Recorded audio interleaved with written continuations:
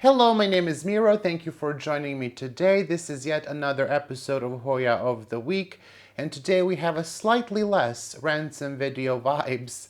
I think next week we will return, or at least I will try that we return to our more normal setting, but yeah, this is it for now. And this video is going to be a little bit different than the rest of them. I think I told you in one of my previous videos that I'm not going to bring out the video on Hoya erythrina, and that is because my plant has suffered because of the oil treatment. However, I did record a video for Hoya of the Week back in February. I was sort of doing several videos a day back then just to sort of get ahead, but I never published that video. I think I was not really happy with how it went, how I recorded it, so I wanted to redo it. Unfortunately, I never redid the video because my plant has suffered a lot. But today, for several reasons, I decided to post it. I am in a bit of a pinch with time and I don't want to record another episode here. We will just have to use this one. So I will tell you how I grow this plant, or how I used to grow this plant, and then we will come back to this setting here, and I will show you what the plant looks like today. All the time you are in bloom, and now when it matters, there's nothing. Thank you so much for that. That's really embarrassing. Hello and welcome back to me talking about Hoyas that I really love. And today we're going to talk about Hoya erythrina. Now, this is the NS clone of Hoya erythrina, and I believe it is NS07097. That is completely off the top of my head, and I could be 100% wrong, so let me just check. It's 07097. Excellent. Great start. So, this Hoya comes from Vietnam, southern Thailand, I believe, and perhaps Malaysia. But I think originally it was found in Vietnam, and it is quite a beautiful plant. Well, this specimen is perhaps a little bit messy. It has been cut recently, and I do believe we need to trellis her a bit, but I think she looks sexy, and the trellis is a bit unstable, but let's not talk about all the problems. But this is just a lovely plant with beautiful, beautiful foliage, and let me just try to show it to you a bit better. So you can see very nice, prominent veining, some nice splash on the leaves as well. Very dark leaves right now. Sometimes, or especially in this clone, they do tend to get very red if you expose it to highlight. You can actually see some of them here. They're just very, very dark red.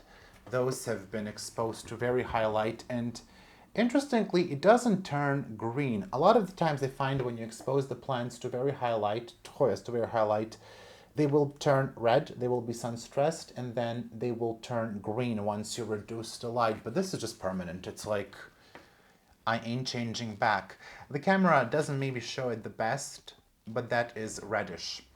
And it is a very beautiful plant. It is a plant that for me did not grow well in the beginning, but all I needed to do was restart it, and now it's growing pretty wildly.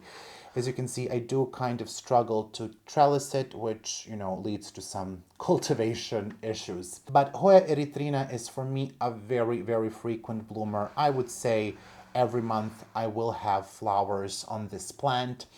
They're not the biggest flowers, they're not the most interesting flowers. They're very hairy, they're very small in my opinion, and they only last for 3 days or something like that, or maybe even 2 days. So I frequently miss them, but it happens from time to time that there are so many of them on the plant that she is truly a sight. Difficult to capture really on the photos, especially because of the messy trellising, but she can truly be a sight sometimes. Even this plant, I cannot even count how many peduncles she has. I would say at least 10, 15 maybe even. And they do fall off after some time. They're not forever peduncles. On some other Hoyas, they will last quite a long time. And this one, sometimes you can get 5 blooming, sometimes 10, and they will sometimes fall off. And that's fine. I was a bit sad when that started to happen, but she just starts to push out new peduncles and more and more and more of them. This plant is a very, very fast grower for me. I grow it in my grow tent under my Mars Hydro grow light on the top shelf and off to the side so it's not burning anymore, and that has produced some larger, nicer leaves. It's in self-watering pot and pond. She drinks the water a lot. It's quite heavy and some nice roots there on the bottom. I actually restarted this plant last year.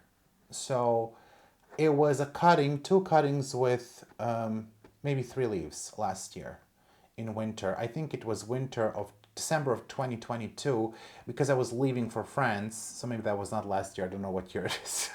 It was December of 2022 when I restarted this plant. I was going to France. I was so fed up with this plant. I decided to take 2 cuttings or 3. I think it was 3 if I see well, and both all had like 2, 3 leaves. Shoved it into this pot. I didn't even root it. I watered it, put it in my tent, and I went. And the reason why I did that is just did not really want to grow for me for whatever reason. And I think it was the lack of water because it wasn't in a self-watering pot before that. I think it's quite a thirsty plant. It would grow and stop and grow and stop. It was quite infuriating. And once I did this, she took off. It's quite a fast grower now. She loves the warmth in the grow tent. It's about maybe 22, 23 degrees. And honestly, Hoyas, unless they come from China, and I would not expose them to super low temperatures. So I think you should aim at least for 18, 19 degrees with this one, probably even higher. Oftentimes for cool growing Hoyas, people will get them to grow well in the 15 to 18 range. Sometimes cooler is needed, but I just don't think you should really expose them to super low temperatures. I don't think they particularly enjoy it.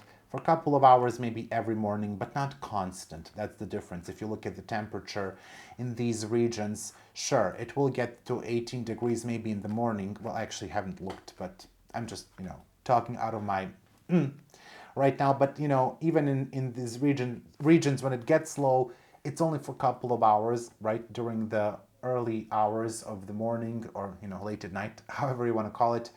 But it's just really not cold. It's not constant unless it's something like linearis, Nyhusia famously, and some other Hoyas bella, etc. Those are maybe sometimes exposed to lower temperatures for a longer period. But anyways, back to Hoya erythrina. Super easy Hoya to cultivate, super easy Hoya to grow and to root it in water, in any mix, really no issue. Once again, I was actually thinking it might not make it when I cut it and just put it in pond. No propagation box, nothing, just shoved it into the tent, and it wasn't even super high. In my tent it's maybe 75 to 80% humidity, so it's not like a prop box or a propagation bag. But she did really well. The leaves did get a bit softer, but she did really well. And I will have to say, I think I could grow this still better because now that this plant is this size, she will get underwatered, the leaves will go soft, and there are some dead tips here, the tips of the vines. So I still think I can do better with this plant. If I had to criticize my plant, I would just like her to fill out maybe towards the bottom a bit more. We have like this nice growth towards the top, but I think we can also solve that with some better trellising. I don't think she looks ugly. In the past, she really did look ugly because she had like a bare bottom, which is one of the reasons I restarted the plant. But you will not really struggle with this one. I don't think that any clone of Hoya erythrina, even though I grew only one, I don't think that any of them are particularly challenging. And in this case, I sometimes cut up the vines with no leaves. In this case, I think just a better trellising. Like this vine has lost baby leaves, but I'm keeping it because it has several peduncles and they do bloom frequently. So that's the reason to leave it. And there will be a lot of new growth soon anyways.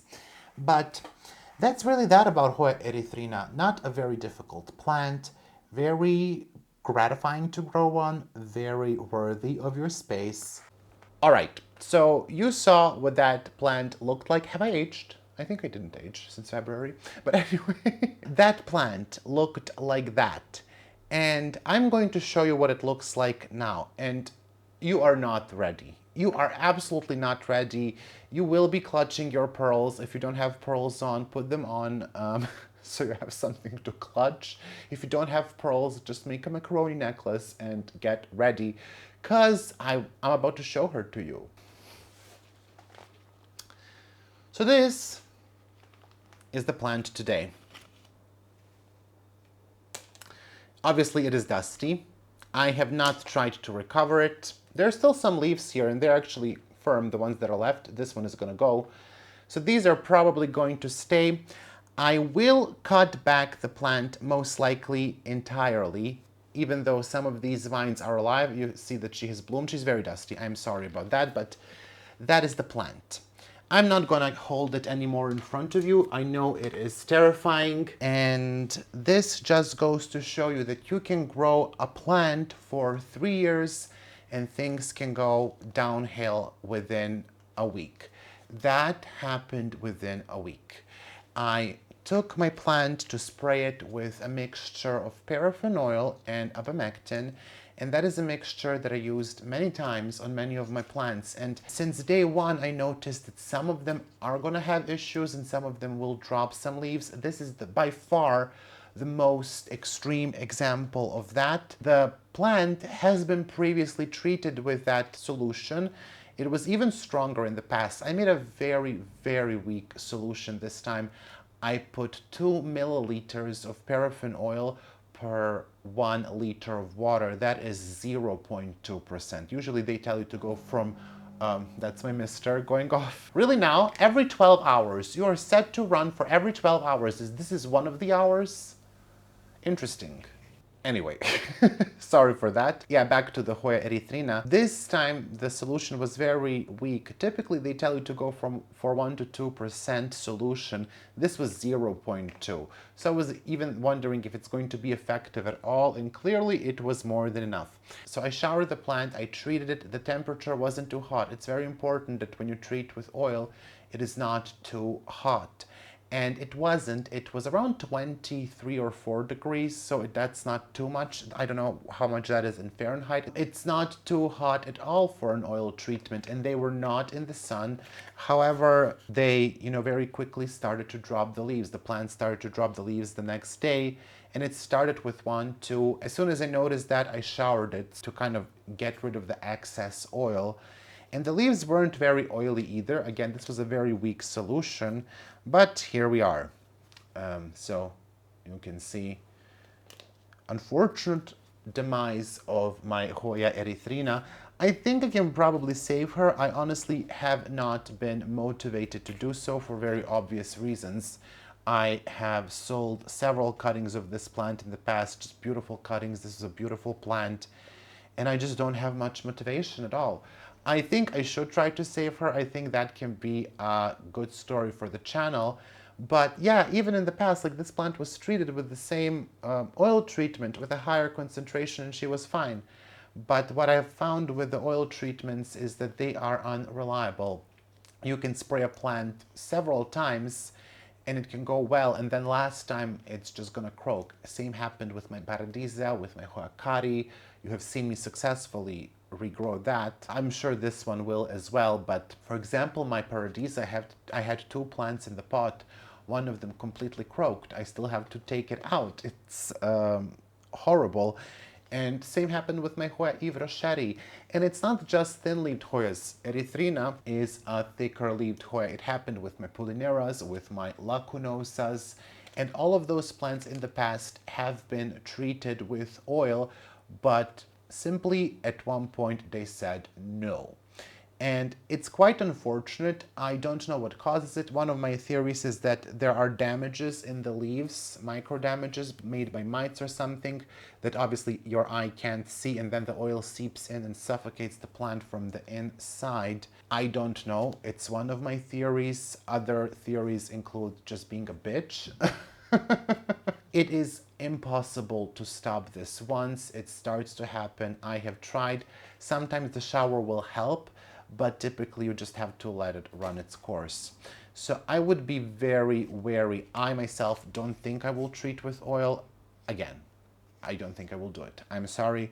Maybe I will try different than paraffin oil, but paraffin oil is a light mineral oil. It should really be okay, and the product that I use is intended for plants, and it's intended at higher concentration too. Maybe I'm supposed to do a higher concentration. Maybe if it's too greasy, it can't get into the leaf. I don't know. Unfortunately, it is what it is, but I think this was still useful. Maybe not useful, but maybe don't feel so bad if something like this happens to you.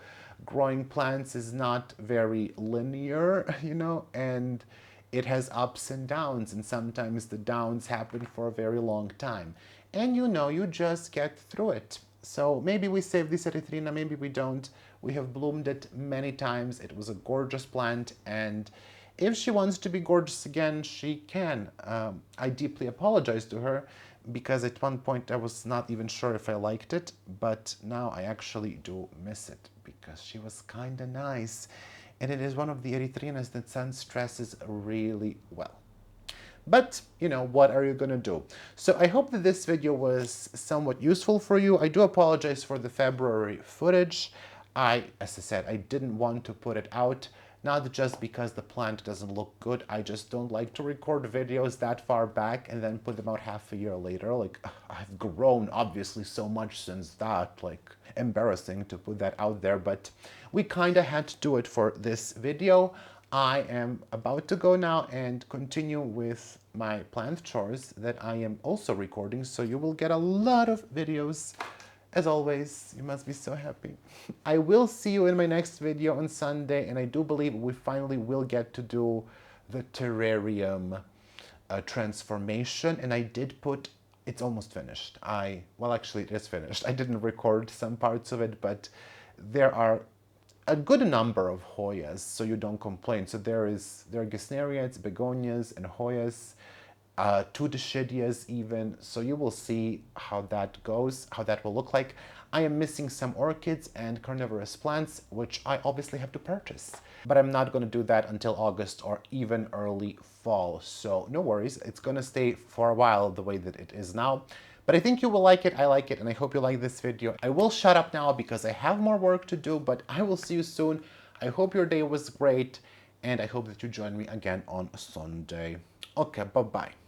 I would like to take some time to thank all of my patrons for their incredible support. A massive shout out to my $5 patrons. My 2 anonymous patrons, Alex von Siebenthal, Amber Clear, Anne Margaret Moon, Angela Bernard, Angela Parrish, and C. Aspen Drake, Betsy Brett Noble, Karen Candy Tap, Catherine Molina, Christine Claire Cola, Connie Pagano, Daniela Danube Daniels, Daria Kaminska, Deborah Violet, Deli Heridia, Diane Sikorsky, Dipanjali Rao, Either W, Erin Keenan, Eleni Saxon, Ellen M. Mortal, Farah, Gathering Moss, Gina Geisig, Go Green Tropical, Gross It's Kyle, Heather Uppingham, Hoji Scott, Hoya Heather, Yana Griffin, Jessica Chia, Jonas Barry, Hjorth Larson, Jovan Denoth, Kara, Catherine P, Casey Gross, Callie Gallagher, Kelso, Kimberly Polka, Kiwi Mochi, Christy Ehrlich, Lisa Mary, MPLS, Lori J. Revert, Mandy Milliken, Marcel Har, Maria Stein, Marina Yarmolich, Mars B, Marty Miller, Mary Rose, Melissa Walker, Michael Curley, Michelle Heron, Nicole Ferranti, Mirka Grun Roos, Moa Edmond, Nelly Yang, Niha Basso, Nicole Maroney, Nanguin, Nita Macy, Odette Brooke, BJ Plan Druid, Rachel Peterson, Sandra Cornelius, Sherry Kumar, Sophia Rian, Stephanie H2O, Tessa Martins, Tia B, TJWO, Trista Bailey, Tristan Thomas, Wendy Rossman, Zenia Green, Youth of the Walmut, Zaira Rivera, Zordarama, and Zlakov Niponi. A big thank you to my $3 patrons: Angelina Farnan, Kilone Constance, Daryl De Rosario, Eden C, Catherine Parsons, Kent Brown, Elle Lindberg, Lindsay Ann, Mary H, Monica Wykers, Nella, Sykes Zera, Renee Church, Ringlov Tang, Watanas Riakul, and Wendy Foreman. And a thank you to my $1 patrons: one anonymous patron, Alice Borland, Brandon Pacheco, Christina Greengrass, Colleen Coyle, Levi, Couture Helvetica, Emilia Bronson, Jamie Ursinat, Jolie Sullivan, Kayla Vavra, Kelly Ash, Chris Perez, Lauren M, Lorianne Subramaniam, Luzman Fernandez, Neely Spicer, Nerdy Kathy, Olivia Chinmuller, Sarah, and Tracy the Eyebuller.